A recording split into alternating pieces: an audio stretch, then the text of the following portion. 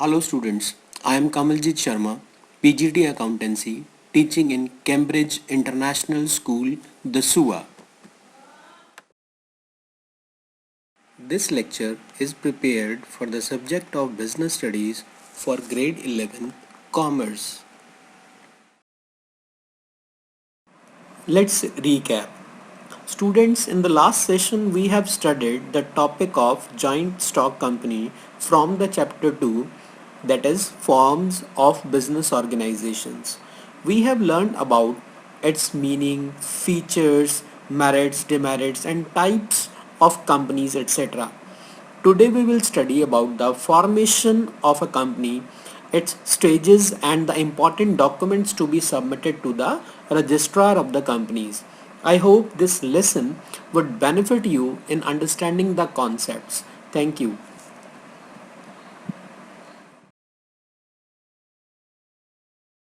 Students, in this chapter, we have studied about sole proprietorship, Hindu undivided family businesses, partnership firms, cooperative societies, and joint stock companies.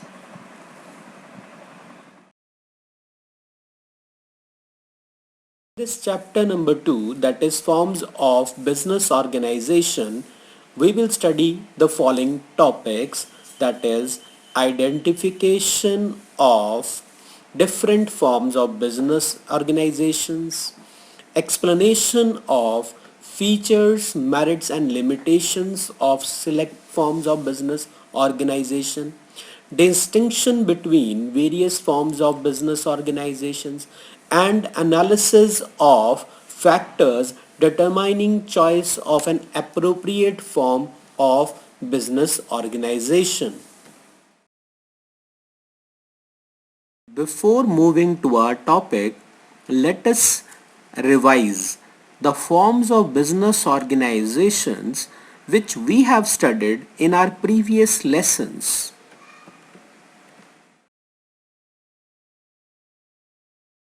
The first form of business organization is sole proprietor.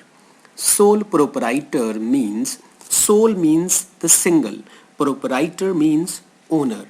It means where only single owner is there. So sole proprietorship refers to a form of organization where business is owned, managed and controlled by a single individual who bears all the risk and is the only recipient of all the profits. In the sole proprietorship, there is no partner, no other person who is involved in decision making or working of the organization.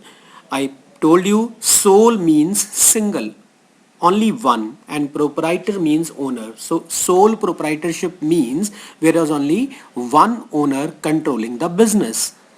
The second form of the business is partnership. Partnership where two or more persons. Partnership means where no single owner exists. It is defined an association of two or more persons who agree to carry on a business together and share of the profits as well as bear risk collectively. In the partnership, the minimum person would be two and maximum limit of the partnership partners depends upon the law, depends upon the Partnership Act.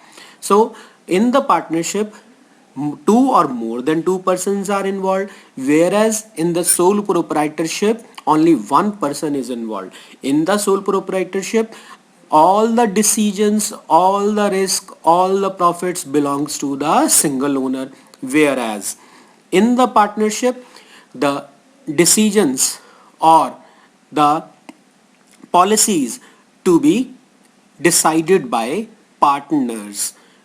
Partners may be two or more.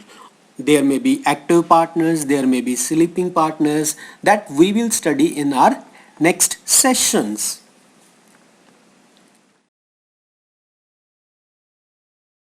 The third form of organization is joint Hindu family business. Hindu family, the word Hindu doesn't mean it is related with any religion, but it is the oldest form of the organization. which is being carried down from the generations of the joint families. It is a business owned and carried by the members of Hindu undivided family, which is governed by the Hindu law.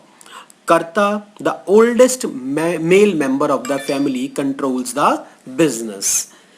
Giant Hindu family business is the oldest form of the business where the joint family is involved into the business. There is no sole proprietor and there is no the concerns of partnership in this giant Hindu family business.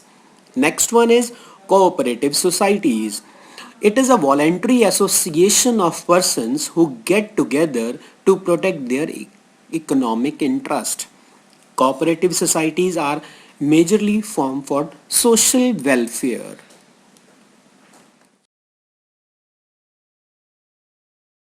Form of organization is joint stock company. A company may be defined as an artificial person existing only in the eyes of the law with perpetual succession, having a separate legal identity and a common seal. It is the largest form of business organization governed by the Companies Act 2013. Shareholders are the owners of the company.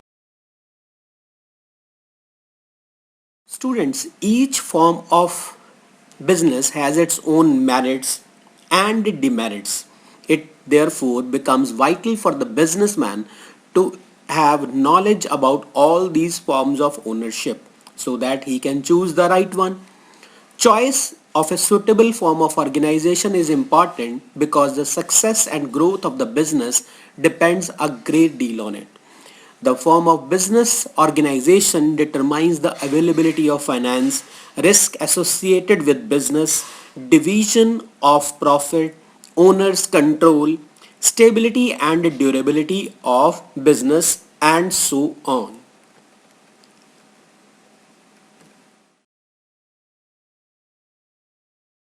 Today we will study about the formation of company, the stages and important documents. There are four stages in the formation of company. Number one is promotion. Number two is incorporation. Number three is capital subscription. And number four is commencement of business.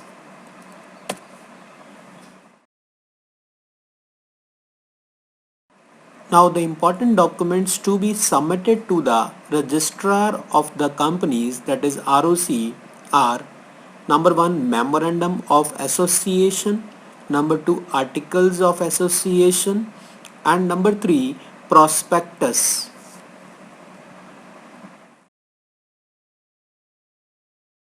Formation of a company means bringing a company into existence and starting its business. It involves completion of a lot of legal formalities and procedures. The steps involved in formation of a company are: number one, promotion. Promotion means conceiving a business opportunity and taking an initiative to form a company. A company, being an artificial person, requires somebody who conceives a business idea, decides to form a company, takes decisions about its size, type, and structure, and takes preliminary steps for its formation and assumes associated risk. Those responsible for taking such decisions are called promoters.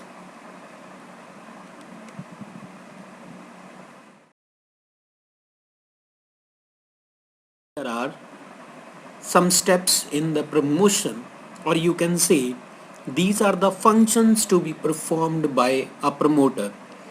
The number one is identification of business idea, that is opportunity. For example, producing a new product or service. Number two is feasibility studies. The promoters undertake detailed feasibility studies to investigate all aspects of the business with the help of some specialists like engineers, chartered accountants, etc. If the project is technically, financially, and economically feasible or viable, the promoter may decide to actually launch a company.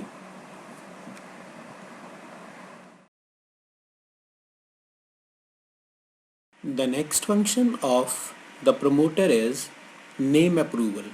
Company, the promoters have to select a name and submit application to the registrar of the companies, that is ROC of the state, for its approval.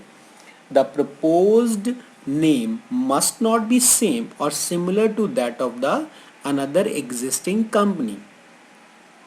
The next function is fixing up signatories to the memorandum of association.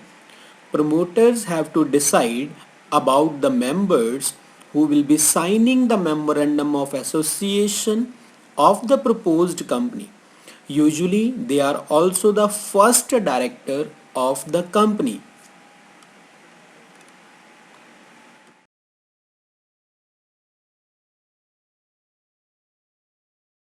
That the next is appointment of professionals.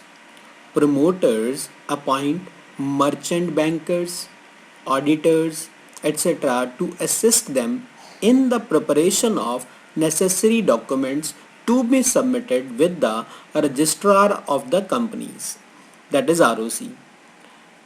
After that, there is preparation of necessary legal documents to be submitted to the registrar of the companies for registration of companies. These documents are Memorandum of Association, Article of Association, Prospectus, etc.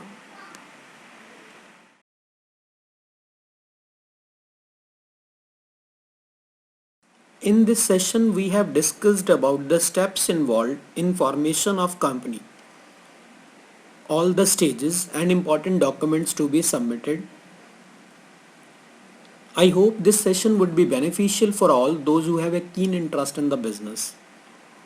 So, try to understand these concepts thoroughly